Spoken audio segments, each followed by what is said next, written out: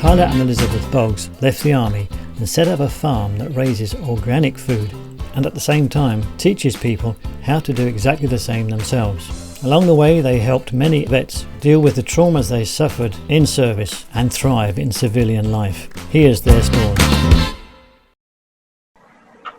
Good morning, Tyler and Elizabeth, and welcome to the Carb Paleo show.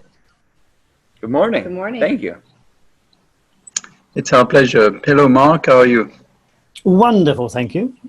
Can't complain at all, and even if I did, there's no one around to listen anyway. Well, we are listening, but we don't care that much. Oh, you see what I mean? You know, just can't get the staff nowadays. It's just abuse, on camera abuse. Okay, so Tyler and Elizabeth, you are the co-owner and manager of Heart to Heart Farms, a working farm in Oregon, right? Yes. Yep. Okay. And so can you tell us about your background, your history? How did you get to start your farm and, all that good stuff? That's a great question. So Liz actually owns the farm, and she allows me to work here as long as I behave. So 2 or 3 days a week, I get to show my face. She pays you well? She pays you well? She pays me. We'll call it that. She feeds you? Yeah. Okay. So do you want to talk about how it started?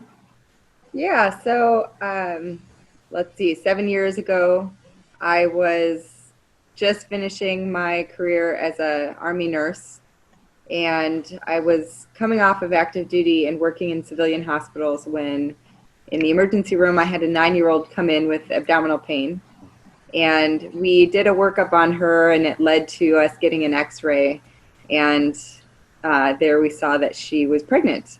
And it was not the first time I had I've seen a child get pregnant.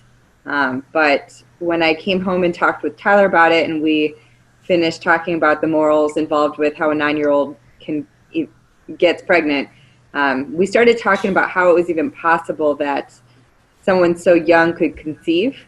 And that led us to do a bunch of research and watch documentary after documentary until we realized that we did not want to rely on the commercial food industry. And so we made a commitment to not buy anything that wasn't organic and well sourced, and that of course led to a very high grocery bill. And we realized that it wasn't sustainable for us to continue with the lifestyle we wanted to lead without actually having our own farm. So that led us to finding some land and starting out as a way just to provide for us and the family, some quality meats and milk and eggs. Yeah, so Heart to Heart wasn't a business idea originally. It was just a self-preservation concept. It was that we couldn't afford $2,000 a month in groceries. And this was a necessity for us to be able to feed our family the way we wanted to feed them. Getting the chemicals out of the food for our daughters was really the biggest priority. And then from there, we grew organically, no pun intended, as the community said, well, I'd like to get some of this. It started with friends and family, and they said, well, can I get some meat, and can I get some veggies, and can I get some milk? And so we grew just out of, from the need of the community. And as that grew, we grew with it. So it's been a really incredible process. And then 2 years in, we realized how toxic the commercial feed industry was. And it was actually a long story. A buddy of mine was having feed locally blended, and we had both of our feed tested, and it was riddled with chemicals. And went to the USDA website, and there was like a 6-page of synthetic, non-organic ingredients that were allowable in certified organic feeds. And we were super frustrated because it's so challenging not knowing what's in your food. And you're trying so hard to get the chemicals out of your food. And because of labeling and because of marketing, it's so difficult to know what we're eating. So we started sourcing fresh fruits and vegetables that were actually waste from a lot of the local farms and distributors. And in doing that, we realized over 70% of the stuff that was being thrown out was still beautiful. So we started a food pantry. And so currently we're, 6 years in as far as the farm is concerned, and about 3 years in on the food pantry. We do over 50,000 pounds a week of food to families in need through the pantry. And that's all produce. And then the farm obviously is growing like crazy. We do probably 10,000 pounds of meat a year and about a 50-member CSA overall. As far as quantity is concerned. Although more and more we're selling directly and doing less and less from a CSA just because folks like to come out to the farm anyway. It gives them an excuse. Right. So that was sounds like a big jump. Do you come from a farming family? That's a great question. So farming is in my blood. I grew up on a family homestead, but moved out and started training with the Army when I was 15. And so we both were in the military at the very beginning of our lives, and then spent a bunch of years overseas, and then came back, and the land was a way to reconnect and heal and get back on track, get back to our roots. Right. I understand. And it's probably, like you say, it's probably very healing also to work with your hands and see the results of your efforts, literally growing up and feeding your family with it. So it absolutely is. It saved my life for sure. And coming back, it was really challenging to adapt to the civilian sector. And this was incredible. I mean, it came at the perfect time. And we work with a lot of veterans because of that. And we take in a lot of vets that are just coming back from deployment and help them reconnect with the land, with the Farmer Veteran Coalition. And I'm just very, very thankful that we had that to get started.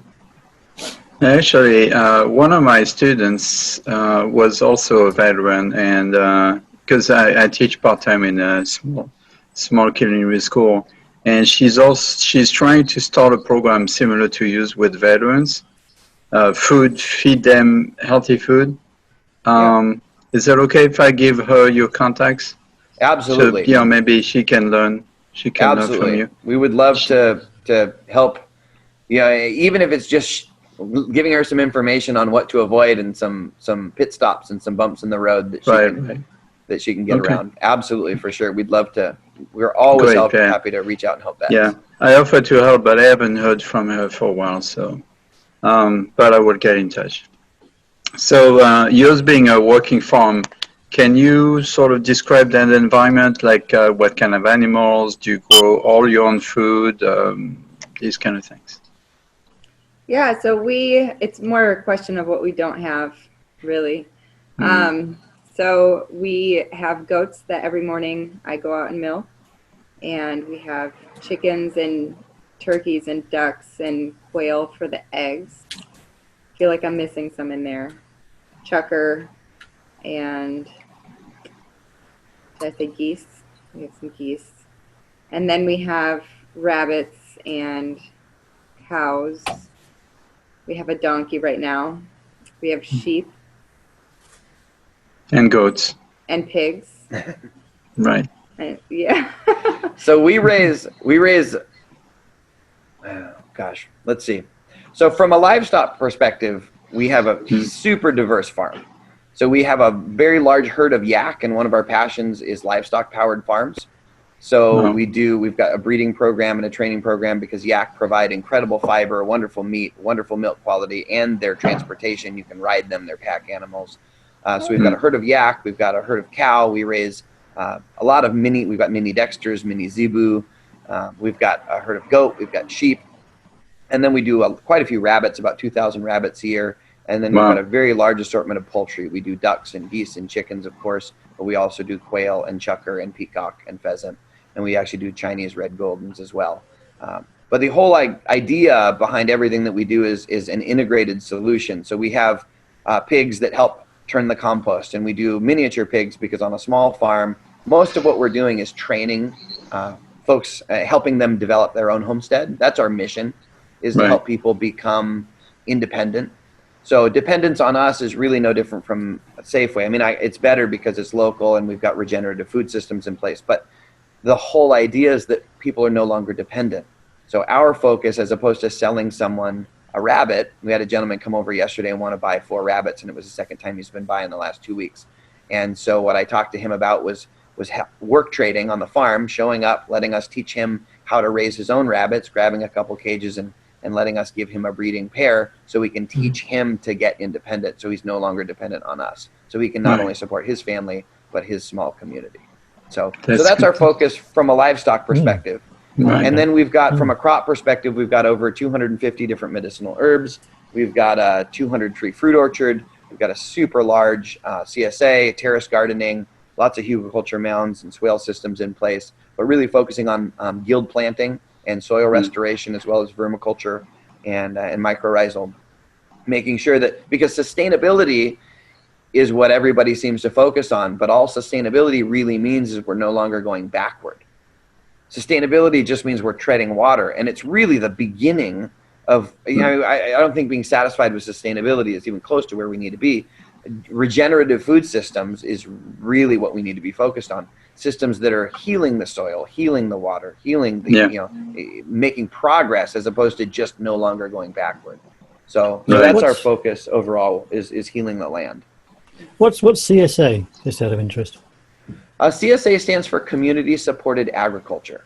So instead of coming out and buying 10 pounds of meat a week, the clients will buy a membership where they have a 10-pound a week membership for a 6-month period of time, for example. And that way it allows us to plan and budget out what we're doing for the year. It saves them incredible amounts of money. It's over 50% off of the retail price. So by buying in bulk and committing to the farm, whether it's meat or vegetables, we have a meat CSA and a veggie CSA.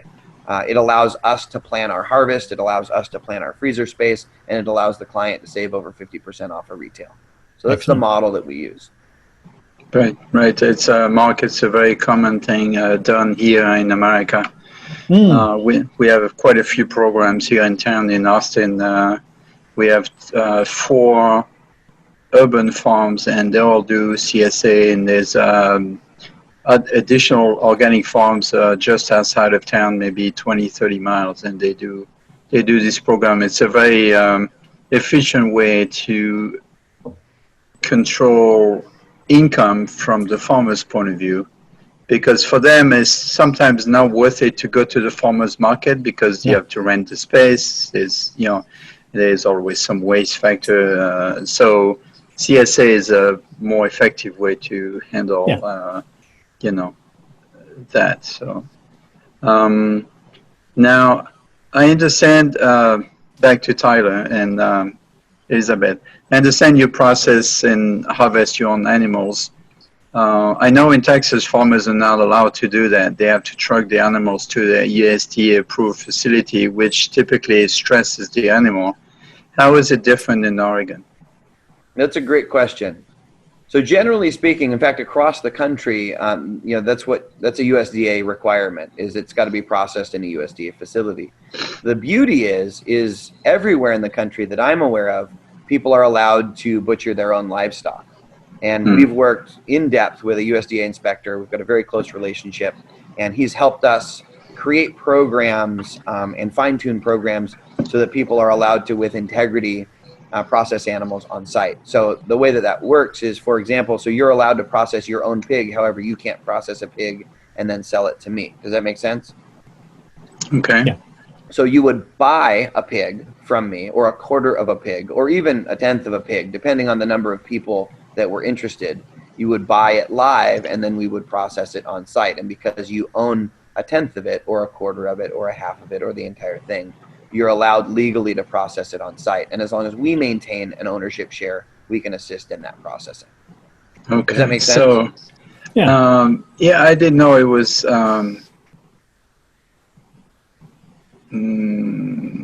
maybe I shouldn't say that, because I don't want to get you in trouble. But so that's the way to get around the requirements. I mean, you can say it. We can always cut it out. You can definitely ask the question. Right.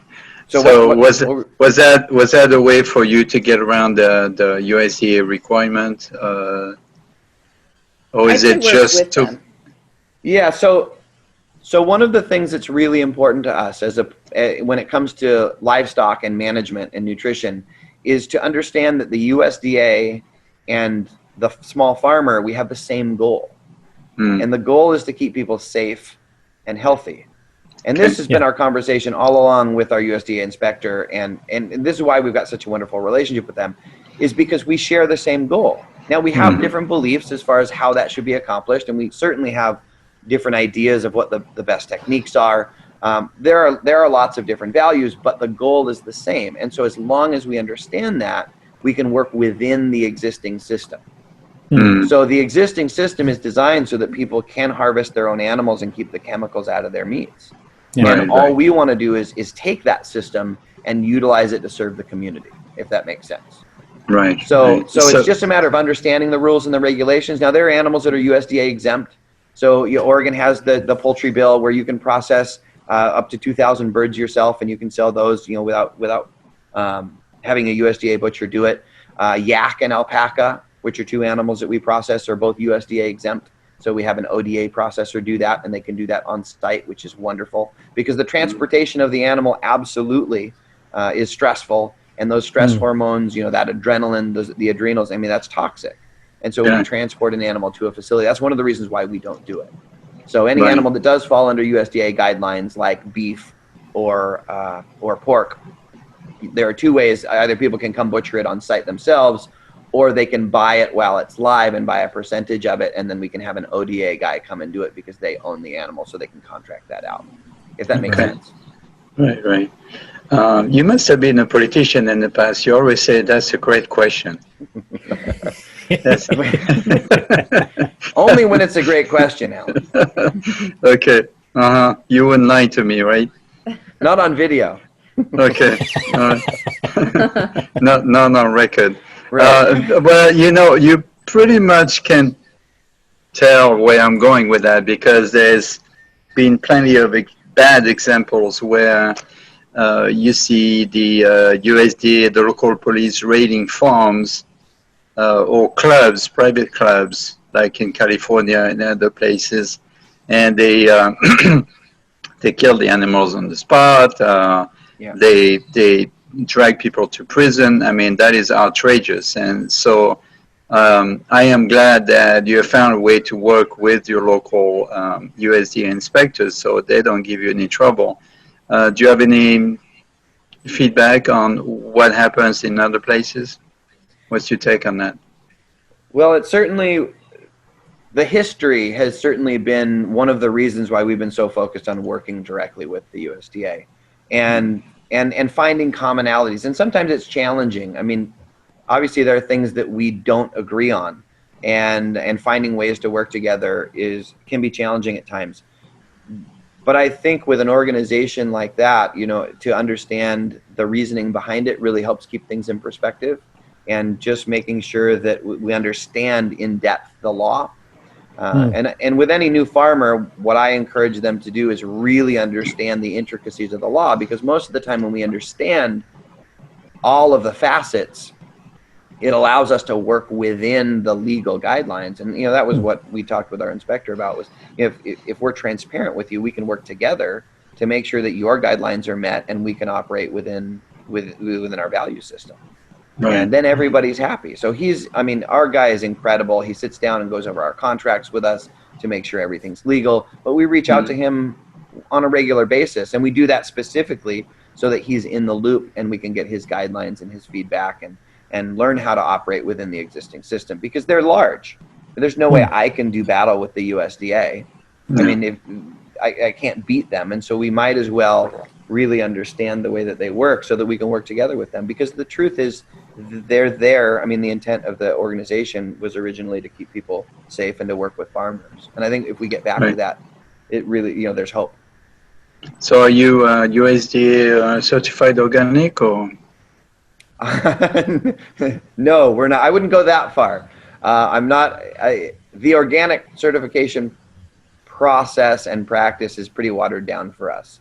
So we've never been concerned with that certification, just because the way that we produce is far exceeds. And so our clients haven't been worried about it, because they're able to come here and feel the soil and watch the practices and be a part of the process. Yeah, of course. And that's what something I highly recommend to our listeners is go to the farmers market, meet the farmers, and asked for a visit to the farm to actually watch how things are done. A friend of mine, local here, used to be a chef, and now he's a farmer. And he's my source for eggs and ducks and chicken, and nothing beats that. And he may not be as extensive as you are, because he does only animals. He doesn't grow any food, so he doesn't work on the land itself. But okay. I'm very assured that the quality is there. I've been to the farm multiple times. I've seen how things are done. Once in a while they do dinners, so I make sure to go there and eat, whether it's pig or duck or rabbit. He has a rabbit dinner coming up this weekend, actually. I won't be able to go. I'll be in Colorado. But so, and it's also, for the listeners, it's also a way for you to support your local farmers, because from my discussion with him, being a farmer is not only hard physically, but it's also not easy financially. A lot of people assume, oh, well, you charge so much compared to the grocery store, but that's what it takes for you to survive, right? Absolutely. And coming out to the farm is really the only way. The other piece to that is farming is difficult physically. So farming is not only difficult physically and financially, but it's difficult emotionally. And so the client visiting the farm and spending some time and energy, whether it's working with the farmer in the field or just taking a look at and appreciating the facility, it means a lot. And farming is difficult. It absolutely is difficult. One of the most difficult things that we've ever done, and it's thankless. And so coming out to the farm means a lot to a farmer. And I think if consumers did it more, I think they would be much more aware of what they were putting into their bodies, much more conscious of it. And the other piece is that no one's perfect. No farm does everything perfectly. And the idea behind farm visits, and we encourage this with everyone that asks us where they should buy food, is we need to make sure that wherever we're purchasing food aligns with our value systems. So if one of your core values is that the animals are treated well and named and are on pasture, then going out and seeing how the animals react to the farmer is critical, because that doesn't go on a label. Right. And even if it did, you wouldn't want to trust it anyway. I mean, don't you want to know what you're putting into your body? And the only way to do that is to smell the soil, to get your hands in the dirt. And so the idea is to find an organization that's in alignment with your values, whatever's important to you. And if that's soil rebuilding and water quality and management, effective management of resources, then go out there and look at the systems that are in place so that you can be confident. That's the only way that we can be confident that what we're purchasing is in alignment with our values. You're absolutely correct. So we have a little bit in common in the fact that I was raised for a few years on my grandparents' farm, and it was a very, very small farm. There was basically they were working the land for the landowner, and they were allowed to live there and have a little garden, just survival garden pretty much. But that's where I learned the importance of freshly picked, fresh, locally, because she never used pesticides. She knew how to use, plants and bugs to kind of take care of things. And one of my jobs was to go and pick the slugs and the escargot from the plants, because they were destroying everything. So that was one of my jobs, besides, and she never really put us to work in the garden because I guess she was afraid it would mess up, but once in a while she'll tell us to go pick a lettuce and wash it and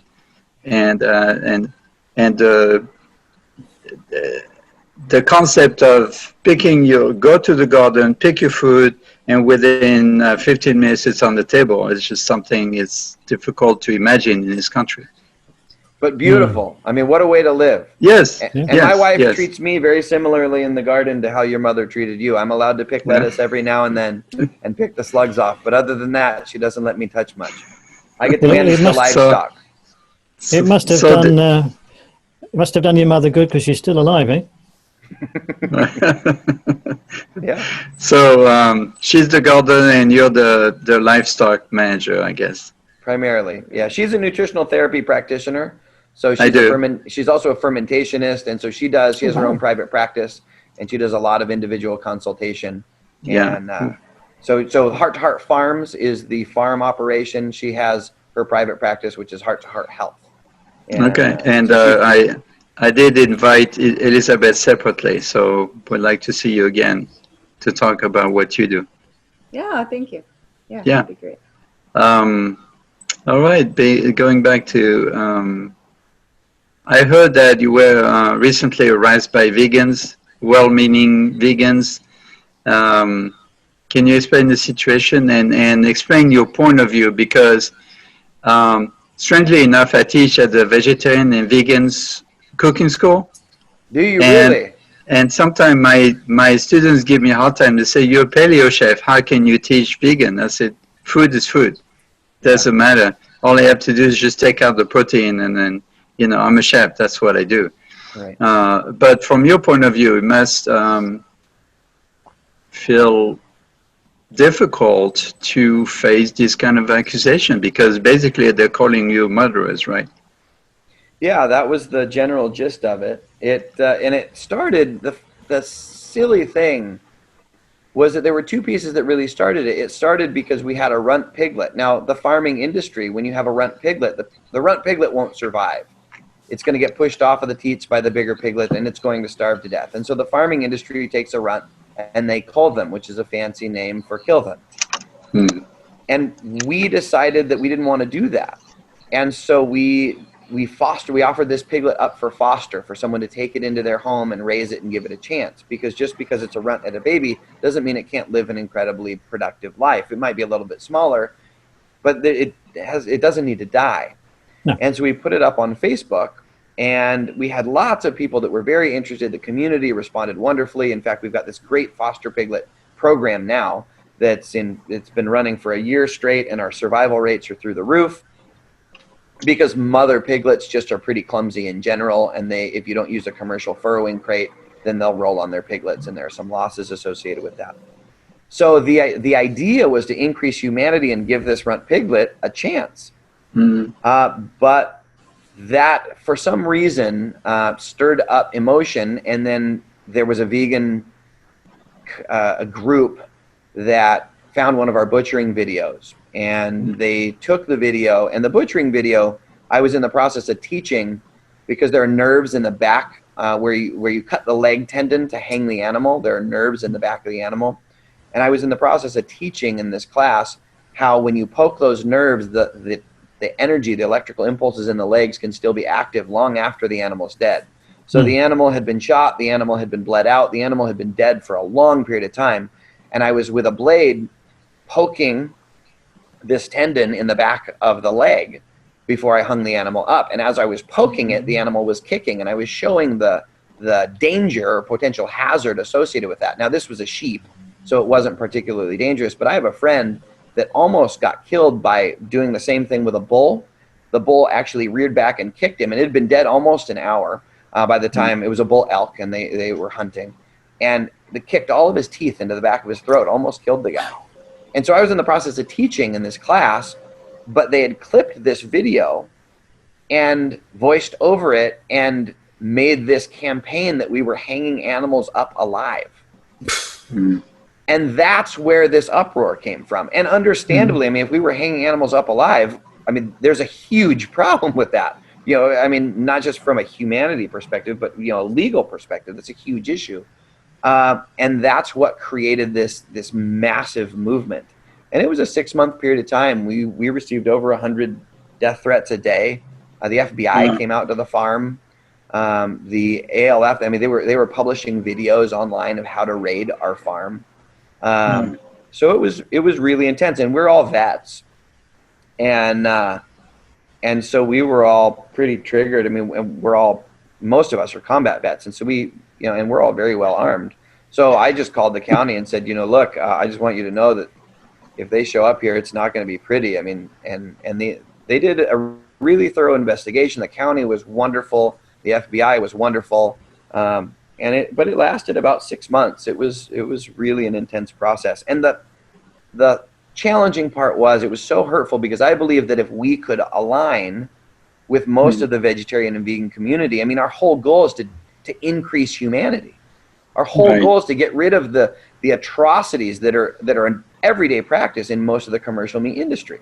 And the way that animals are treated, and the way that they're butchered, and the way that they're fed, and the way that they're caged. I mean, the whole thing is disgusting, which is why we do what we do. And if we could find some common ground, we could make incredible progress. But it's so much easier to pick a small farmer out and target them than it is go after one of these big commercial meat, of course, one of these big commercial meat producers. Of course. And their message was, how you say food is food, their message was murder is murder. And it doesn't matter if you're giving them a better quality of life, you're still murdering them. And that was the hard part for us. The thing is, and I've had discussion with my students, is some of them are extremely hardcore and pretty aggressive about it. And I guess one of their reasons is that they see farm animals as pets, and you don't kill pets, you don't eat pets. And to me that, being raised on the farm, I know that animals are considered to be food on legs, and it's just part of life, this process of life. That's how people survive. We are, as human beings, we eat meat. I mean, that's part of our heritage. So there's no reason to hide behind it, whether they agree or not. I mean, I respect their position, but I will not allow them to force their opinions on me. And vice versa. I will not force my opinions on them. So it is difficult to deal with that in my limited, position. But I can't imagine how difficult it must be for people like you that are trying to do the right thing and feed people, especially with the food pantry, and having to deal with this kind of harassment. Yeah, it certainly was challenging, but we learned a lot. And I would say overall we're incredibly thankful for the for the experience, because we came out of it much stronger, much more clear as far as how we will deal with situations like that in the future. And it brought us much closer as a community. The community rallied in a beautiful way, and we had an unbelievable amount of support. And it really anchored our beliefs that that we are doing what we value. We're in alignment with our value system, and that the community is really on board with that. So, and we have some phenomenal vegan and vegetarian clients. I'd say it's definitely a rarity, because we don't spend much energy in that community. In fact, we really discourage people just because of the potential for conflict. Right. And then there's no reason to try to appease them, because no matter what you do, it's not going to work. So on the side comment, I have a couple of chef friends that live and work in Oregon, and they've been telling me to come over. So now I have another reason to come over and visit. Oh, come out. We'd love to host you. You come out. We can put you up for a couple of days for sure. We've got extra space. I'll just make sure to bring my boots, so I can walk around the patties and so on. Sure. Okay, so moving on. Let's talk about your family pantry, which is a great project. This is the one that Nora was very excited about. Can you tell us, so you're the founders of Good Neighbor Family Pantry. Can you tell us about it?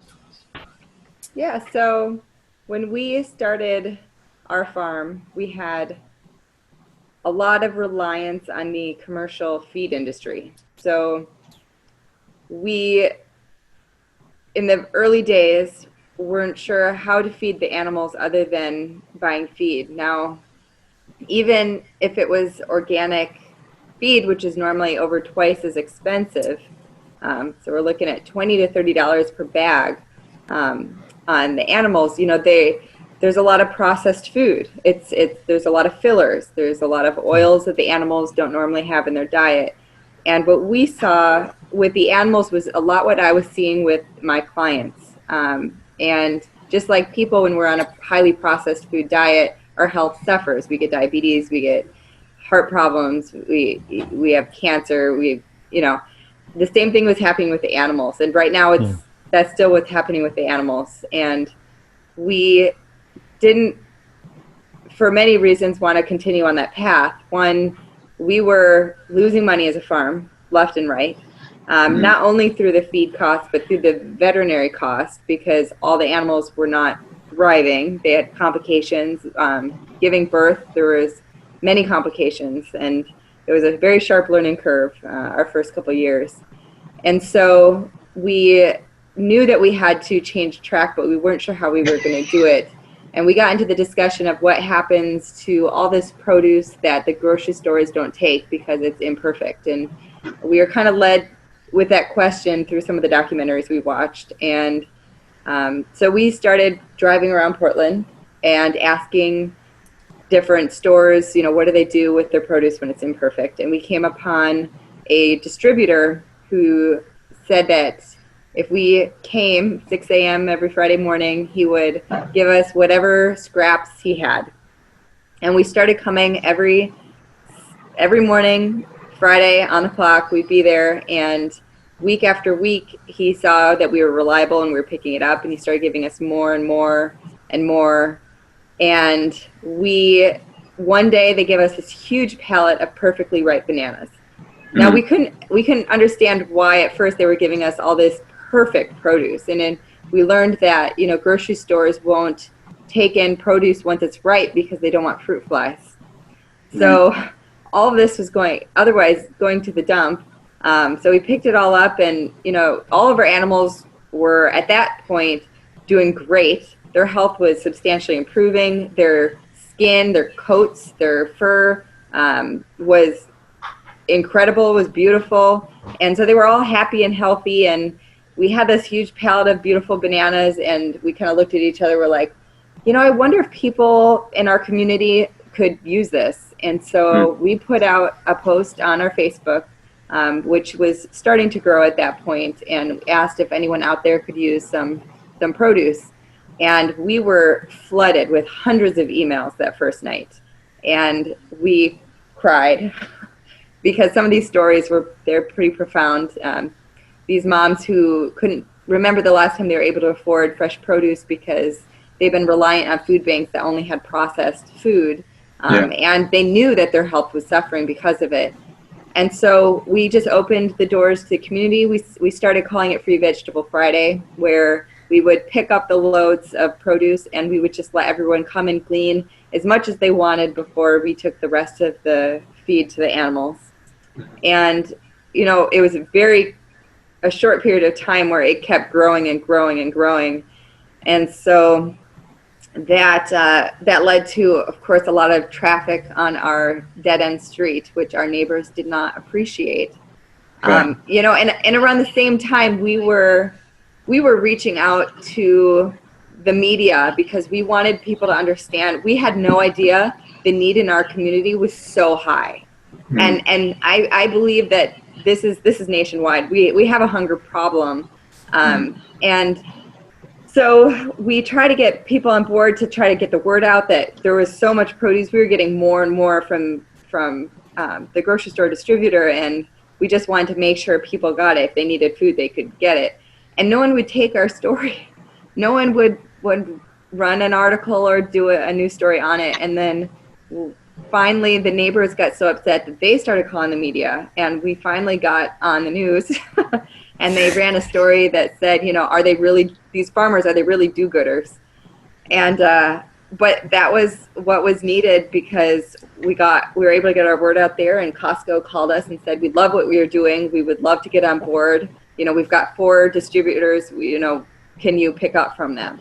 And so we started having, daily truck runs, and that was kind of hindering our function as a farm. So we decided to separate it off as its own entity, a nonprofit that could be run by the community, by the volunteers. And so that's where we're at now. Well, it sounds like both the farm and this program requires a lot of physical help, how do you get mostly volunteers, or some of these people employees, or how do you manage? Because there's got to be lots of people involved in both operations, right? Yeah, it's a great question. So we have 0 employees, which has been one of the biggest challenges. Is our commitment is that all of the money goes back into the community. So we are very, very active in the coordination of volunteers and partners. So folks that really want to do this with their life.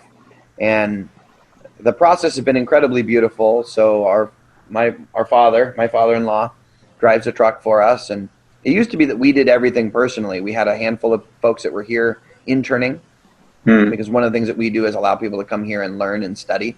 So they're in the process of learning the system, and so we would utilize the interns and then just a lot of time and energy on our behalf getting it started. I mean, we did all the runs ourselves for the first 2-3 years before we built up a volunteer base. But yeah, now we have probably 50 to 75 volunteers a week that come out on a pretty regular basis and support the movement for sure. And that's the only reason we can keep it moving.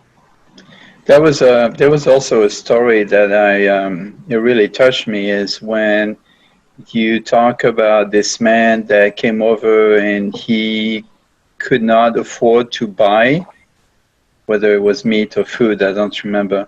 And you basically offered to trade work for food. Can you tell us about this? Yeah, the work trade program started really from that one individual, and he came out, and his passion, he just watched a bunch of documentaries, and his passion was getting the chemicals out of the meat for his daughters. He had 2 daughters, and the hormone levels, he was very concerned with it, but he didn't have any food, and he asked if there was anything he could do around the farm, or sorry, he didn't have any money, right? He didn't have any money to buy food. So, especially the organic food, because if you're going to buy free-range, pastured, local meat, I mean, it's expensive. It's outrageous. You go to New Seasons and you get pastured bison, anything other than commercial beef, it's between $16 and $20+ a pound. Yeah. And for a father that's struggling to put food on the table, and in between jobs. So he was a construction worker, and he asked if there's anything he could do around the farm to offset that cost. And we put our heads together, and our barn was falling down. We needed some renovation, and we didn't have the skills to do it. And it was the purest transaction we've ever experienced. We got 3 times the value that we ever would have received in cash for this cow. And he was able to work on his days off, work around his other jobs, take no money out of his budget, and provide an incredible service to the community. And it was so beautiful. So we now set aside 50% of everything that we raise for families that are struggling financially, that they can come and they can work trade for. And we've expanded that to include our courses, our classes, all of our training programs, our barrel gardens, just about everything that we have available, people can work trade for. And that's a big piece of what keeps this system going, because, as I said before, we don't have any employees. And so all the help that we can get, it really makes a big difference. And people feel good being a part of a solution, that the work that they're doing is helping feed people in need. That is fantastic. Going back a little bit to the veterans, do you get a lot of veterans coming to help you on the farm, both for the food, but also for the healing side of it? We do. And one of the things that we've found is that when we come back, most of us enlisted to serve a mission and make a difference. Whether or not what we actually did was in alignment with our values, that was why we started to serve. That was why we signed up, so to speak. Mm-hmm. And then when we come back home, there are very few opportunities to serve like that. You end up working behind a cash register doing something, and you feel hollow. All of the values that you served for and the camaraderie is gone. And so this is a way where people can come and contribute, can make a difference, can make their work mean something, whether they're working on a project for trade or whether they're just volunteering. We had an unbelievable gentleman come last night, a Marine, came back from being overseas, a wonderful guy, but he's doing exactly that. He said, my work is hollow and I don't get to make a difference. And I just want to come out here and work on the land. And this is going to be my therapy. And I said, well, is there anything that you want in trade? Is there anything we can give back to you for all that time and energy that you're giving? And he said, what I would love is to take every hour that I work and you help a family that can't afford or isn't able to come work in the process. So he's working and logging his hours and actually donating it to a family in need. So every time he works enough to earn, a cow, then we'll take, applications and take 4 families and give them each a quarter. And that's how he's spending his time. But it allows us, because, our goal, most of the veterans that I've met, their whole focus is to make a difference in other people's lives. And it allows us to continue that service even when we're not able to be overseas serving our country that way. That's fantastic. Not only you must be proud of it, but it also must feel very good to contribute that way. And I'm getting emotional now, so I don't want to cry on screen, so I'm going to hold. Hey, don't laugh at me. I'm an emotional guy. It is. It's all right. I've moved away from the camera, so you can't see my tears. Alan, I relate to you on so many levels. This has been my medicine. When I came back from being overseas, I was really broken, and it was super challenging for me. And I almost didn't pull through. In fact, I don't think I would have without this woman and this farm. We lose more guys coming back after coming back home than we do overseas, because the transition is so challenging. And finding a community, the Farmer Veteran Coalition that I mentioned earlier, when we first started farming, I got in contact with them through another vet, and they took us on this retreat and just helped us feel super welcome.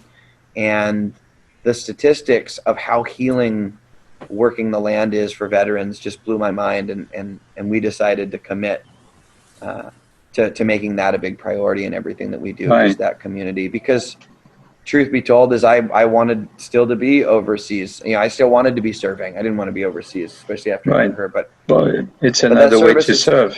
And it's important. We as a species, we have the desire. For 200,000 years, we've been tribal.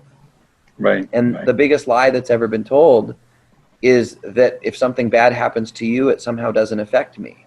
See, we're a community. And when blessings circulate, it helps. A rising tide lifts all boats. It helps everyone.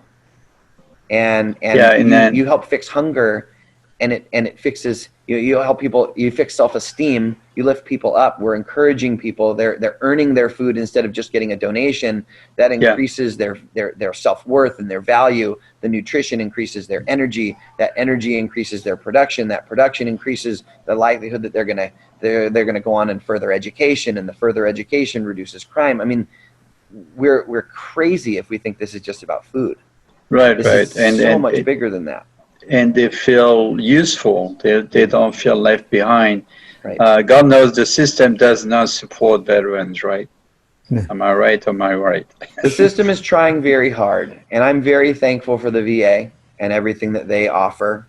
I feel like we've been very blessed with the resources that they've made available. But the truth is that they're overwhelmed. That there are so many veterans right now that need help. That as hard as they try, there are a lot of us that slip through the cracks, and it is a challenging system. Any system that large that serves that many is far from perfect. So even the blessings that they give, it's super challenging, and it takes a lot of work. So it is nice to be able to have some opportunities to serve, and we guide folks and teach them how to work with the VA because we've been there. So it's just another way that we can help. Yeah, please correct me if I'm wrong, but I understand that in some cases, more veterans die after they come back than they do, through depression and PTSD and so on, than they do during the wars, actually. Yeah, that's very true. Right. Okay. Let's see. Okay. You have upcoming events? You always have classes and so on and so forth. Can you tell us about the upcoming events? Yeah, we have quite a few. Where do we start? We've got quite a few upcoming events. We do weekly petting zoos and birthday parties. We do lots and lots and lots of farm education tours. When it comes to bigger events, we host a petting zoo at the Mother Earth News Fair. And a big piece of everything that we do is getting people connected with their food. In August, we launch an extensive farm-to-table process or program, and that begins with courses on butchering. So we're going to be teaching butchering. I taught probably 500 people to butcher their own livestock last year. So we're launching a new phase of that in August and teaching people to butcher every different type of livestock. And then we're going to follow that up with a cooking series on, once you butcher it and get it into the freezer, what are the best ways to prepare it to make sure that everything is utilized, everything from making blood sausage to cooking lungs, because there are all of these incredible recipes. I mean, there was a time when we utilized every part of the animal, the organs especially. I mean, you take a look at any wild animal, when they down prey, the first thing they do is they open the belly and they consume the organs, because that's where so much of the nutrition is. And we as a culture, at least in North America, organs are, we eat the meat and we discard the organs, and we discard the bone and we discard the hide and we discard, we utilize such a small part of the animal, and our whole focus is to make sure that nothing gets wasted, that every piece gets utilized, whether that's bones for bone broth, or the bones that are not used for broth are ground into bone meal for the soil. Everything has a purpose. And so we've launched this Farm to Table series, and all that information is available up on Facebook. We also have 3-month, 6-month, 1-year, and 2-year internship programs, and we're going into the next internship cycle. So anybody that's really serious about learning the system and learning homesteading should definitely reach out to us by Facebook. The website is good. You can always send us an email through the website, but Facebook is probably the best way to keep in touch with us on a daily basis.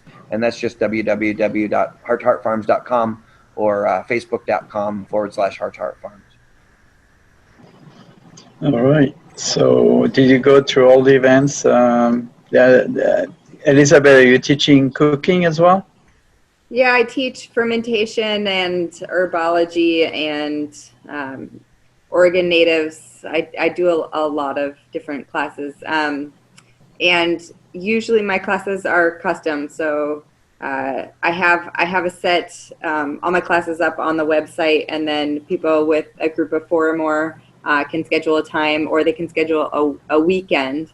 And then we can book out a series of classes depending on what that group wants to do. So what's the closest city to where you are? We are right in between Newburgh and Sherwood, which are both small towns, 25,000 people each. And we're about 30 minutes from Portland, just southwest. So really not far even from Portland. Yeah, I do know a couple of chefs in Portland, so I guess now I don't have a choice. I'll have to come. That's right. Because last year we interviewed another great farmer. Mark, do you remember White Farms? Yeah. Well, in Georgia, in southern Georgia, and he has a wonderful, huge animal farm as well. And his. So I went to visit, spent a week there, and they were very nice to show me around and I ate the food that was grown there. I lived in the middle of the woods. There was chicken roaming around, and it was incredible. And one comment he made that was very interesting. He says, "I don't really grow animals. I grow grass." Yeah. Absolutely. And everything else, Exactly. the cycle of nature. He moves his cattle because the main is cattle. Then he has some pigs, and he has a lot of chickens, and he has goats and sheep and so on and so forth. But the main business is cattle. And what he does, he moves them from pasture to pasture. Now he has a huge property. And of course, they need to feed on the grass. Then then he moves them to the next spot and brings in the chicken, and chicken feed on the poop, and they fertilize the ground. They eat the worms and everything. And then, and the cycle goes on and on. So, and they eat the parasites out of the manure as well. So it's a wonderful system. Right. And speaking of which, I love the way you explain how you clean up the land by bringing like too many goats. Yeah. Can you explain that? So, yeah, absolutely. When we first bought the property, it was covered with invasives, and we used mob grazing. So you bring in more animals than the land should handle in a very small area, and what happens is that forces them to, instead of being picky about what they eat, they consume everything, because there's this kind of panic mentality. So you bring them in, and then you rest the land, and we brought them in and we rested the land, and we brought them in and we rested the land, and 4 or 5 cycles into it, most of the invasives were completely eradicated. And when people ask what we farm, I mean, really in a nutshell, that's probably the most common question we get is, what do you farm? And we farm soil, because from good soil comes incredibly healthy animals, comes nutritionally dense produce. I mean, everything comes from the soil, and part of the challenge is most of the soil, most of the farmland has been not only depleted, but it's been stripped and replanted and stripped and replanted and stripped and replanted. All of the mycorrhizal and the vermiculture activity, it's all been killed because we've turned it upside down. And our whole focus is to shift that, to turn that up on its end, and say, if we rebuild the soil, if we reestablish the mycorrhizal, the mycelial cultures in the soil, if we reestablish the vermiculture activity, if we add organic matter and build that soil, not only are the plants going to be nutritionally dense, the grasses are going to be in much higher quality, the animals are going to get the nutrition that they need. People don't realize it takes 16 heads of cabbage today to equal the nutrient content of 1 head of cabbage in 1952. 16 to 1. Why? Because most commercial fertilizers have three primary ingredients: nitrogen, phosphorus, potassium. Right? Of hundreds of minerals that our body needs, we've got 3. Why? Because we're using commercial fertilizer instead of building the soil with organic matter. So we use comfrey, chop and drop methods. We plant in permaculture guilds just to make sure that, because the idea is to rebuild ecosystems so that we're not having to manage everything, so that it manages itself, because nature's been managing itself for millions of years. Right. This gentleman's name is Will Harris. A white oak farm in southern Georgia. Okay. Big property. He was in the process of buying another property and told me that it takes him at least 3 years to turn a conventional ground into a fertile, live ground. The way and that's 3 years probably of an intensive effort. I mean, it takes a lot of time. Yeah. And meanwhile, he's not making any money because he won't allow his cattle to go on those lands until they are ready for it. So when he takes his Jeep around, he goes and checks the quality of the ground and so on and so forth. The rest takes care of itself pretty much. I mean, he's got people helping obviously to move the cattle around and so on. But and also another thing that he does, like you, but he actually has a processing facility on the property that is USDA approved. So he has his own inspectors on site and so on and so forth. Great. So, that's wonderful. That's one of the only ways to do it and sell by the pound, because then you can make sure that the animals are in a low stress environment the whole time. Yeah. That's fantastic. Yeah, absolutely. So Mark, your turn. Well, a quick question. I mean, how do you manage to do everything that you do and still have time for family? That is a great question. Great question. Yeah. Well, in the beginning, it was, I think both with our military background, we didn't sleep much. We slept maybe 4 hours a night. And we were passionate about what we did. So we, as a couple, we always worked together. And the first few years were pretty intense, pretty busy, getting this established, but it was really rewarding at the same time, because as we were living and eating off the land and outside doing a lot of the work, our health was naturally improving and our vitality was improving. And as our energy skyrocketed, we found that we had more time in the day to do things, which we utilized in the beginning. And since then, over these years, we've really built our community, and we could not do what we do on a scale that we do it without our community. We developed solid relationships with a lot of people. Whenever we're able to help a family in need, just the world works in mysterious ways. It comes back, and all of a sudden we have someone that donates a ton of equipment that we needed to improve a certain process on the farm that we don't know how it all came together. That's really how it's been over the years, is we give and the universe gives back. So community, we couldn't do it without. So remind us, you have 2 girls, right? Children. Yeah, 2 daughters. Well, I mean, one is 19, so we have one that's 15 left. Right. And then a lot of godchildren. We have 12 godchildren. And I assume you put your girls to work on the farm as well, right?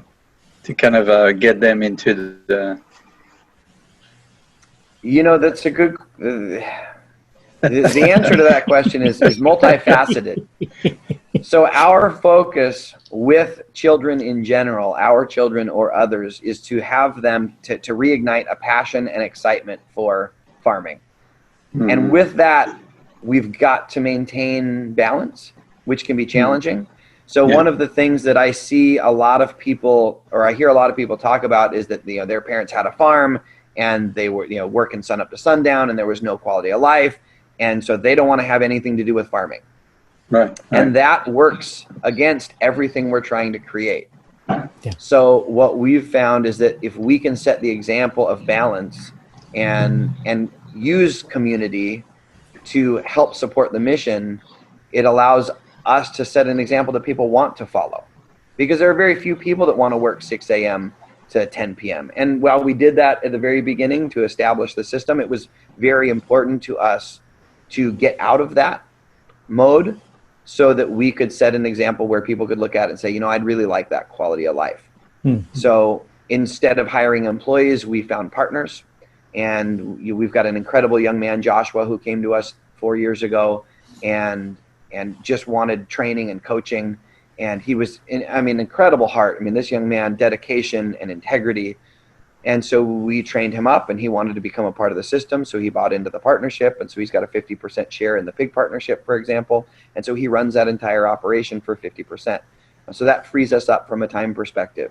We do the same thing with aquaponics. We do the same thing with a lot of the gardens. So allowing other people that, we've got a young gal who was just out yesterday, phenomenal. She contacted me a couple months back and said, I don't have any space. I really need to get the chemicals out of my family's food. I want to grow my own. If I come and manage the gardens, can I feed my family that way?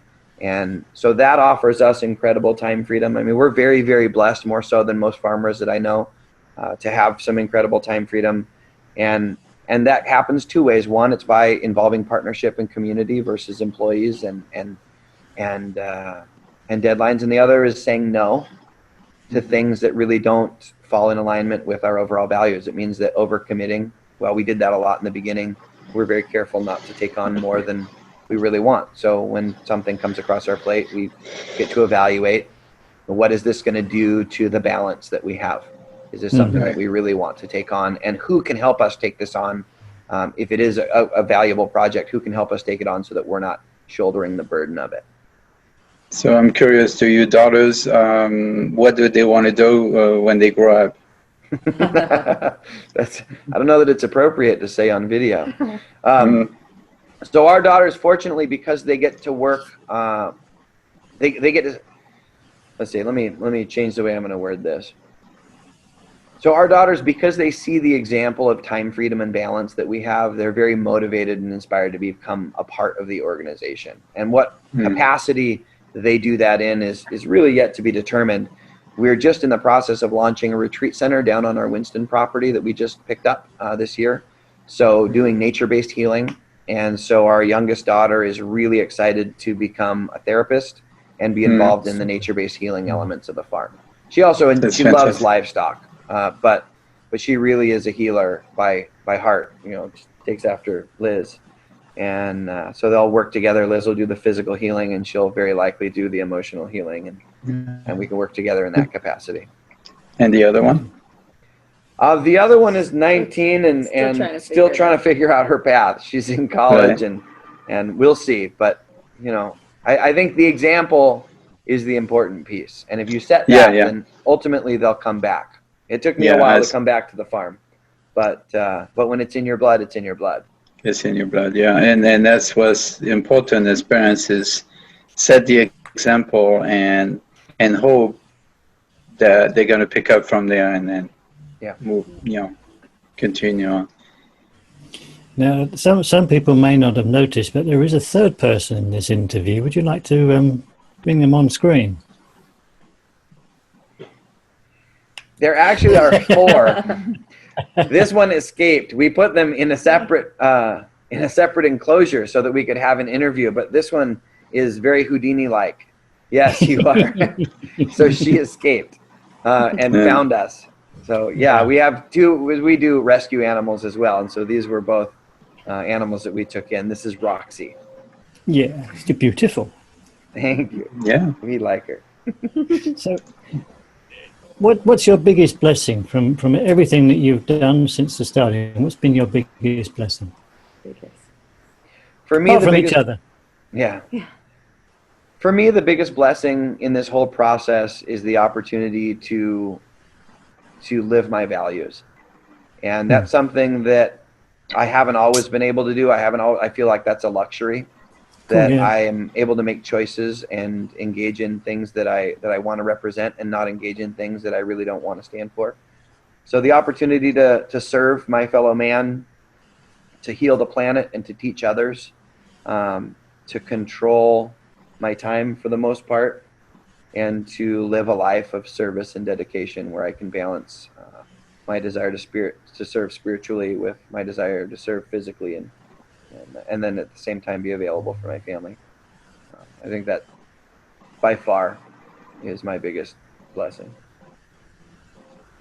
Yeah. And you?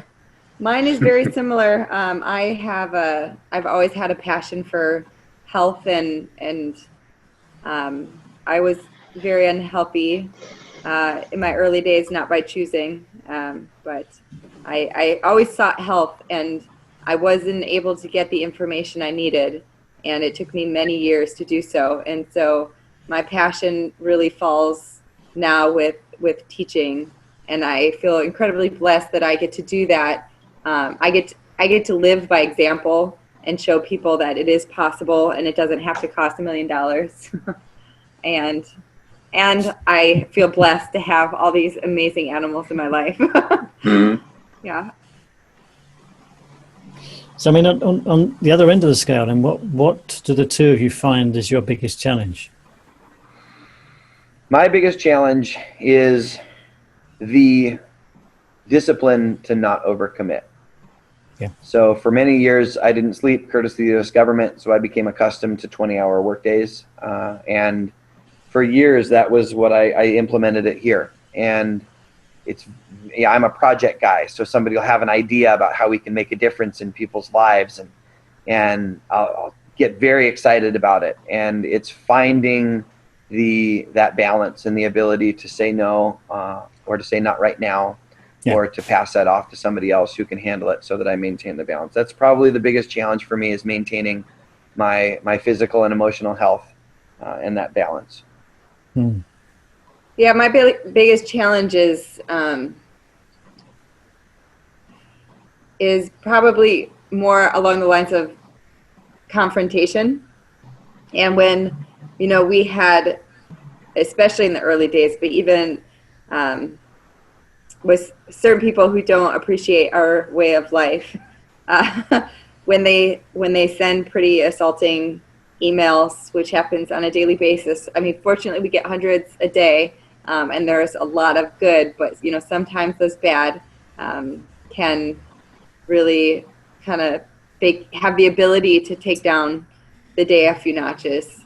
And it's keeping the big picture in mind and working through that, making sure you keep things in perspective and you don't let it get to you. That's my biggest thing. And honestly, there's no way I could have made it through, especially when we had the radicalist vegan group attack us, and I got pictures of Tyler being hung in a tree, and our barns being burnt. That if not for his support, I would have given up. Honestly, it's sad to say, but it's hard to function as a small farm. You know, we have to stay diversified to make things work. And he's right with the emotional element of it. It gets to be too much at certain points. So that's been my hardest piece of it. But obviously, moving forward and things are going well. So where do you see yourself in maybe 5 years' time? 5 years from now, I see us still teaching a lot. I see us 100% off of any dependence from the store. We're pretty close.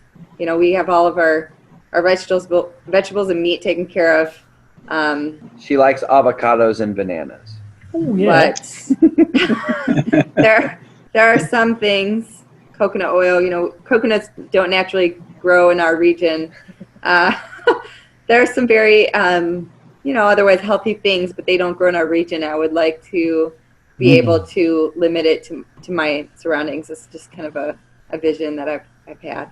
So that, some more time freedom, some more community involvement, and hopefully we're seeing our children kind of start circling back around to farming. Yeah. I would say 5 years from now, the vision is to pass the torch. Yeah. It is to work primarily in a consultation capacity.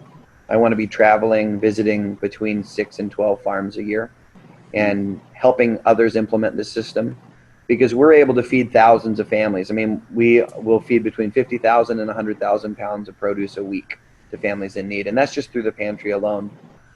And all of that is done while saving hundreds of thousands of cubic feet of waste from ever hitting a landfill. And I can feed thousands of families through this farm, but I won't ever be able to feed millions of families through this farm.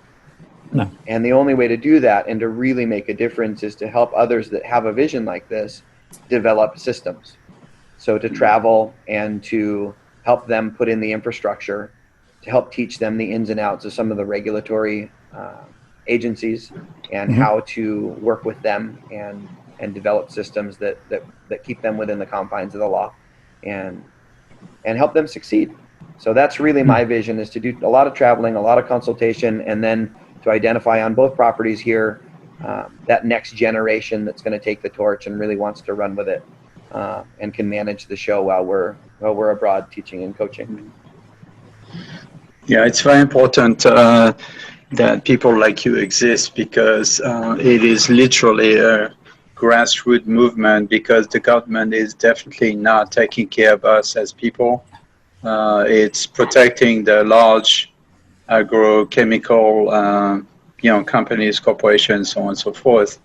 And we need more people like you, and I think I can speak for Mark and myself and our listeners, and we are very impressed and thankful that you do what you do and get the word out. Thank you very much. Thank you. Well, you're welcome. Thank you, Alan. And we couldn't do it without people like you, because setting up what you're doing is, I mean, as you know, it took many emails for you to help me get this whole thing set up. So we appreciate it immensely, and we're happy. We're honored to be of service. Well, I understand that you're a lot busier than I am, so it's no problem there. And definitely want Elizabeth back on the show to talk about her side of the business. Anything else you'd like to add? Let's see. Anything else? We could probably make a whole other show just continuing to talk like this. Yeah, we probably could. I appreciate your time. Thank you so much. Yes, thank you. No, it's our pleasure. Got one more question for you, actually, before you go. Both of you. Keep the answers short as you want. Okay. But what is it that makes you get up in the morning? What's the one thing that you go, I'm going to get up and I'm going to Whatever. That face.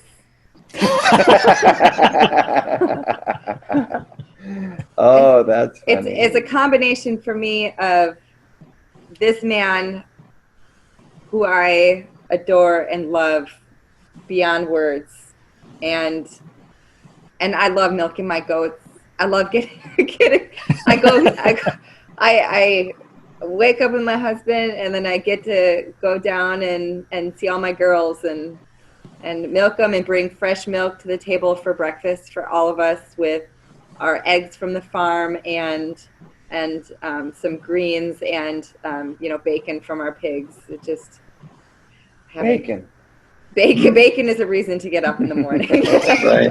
Yeah, I would agree with that. Yeah. And for me, it's the opportunity to serve. It's the reason why I enlisted in the service.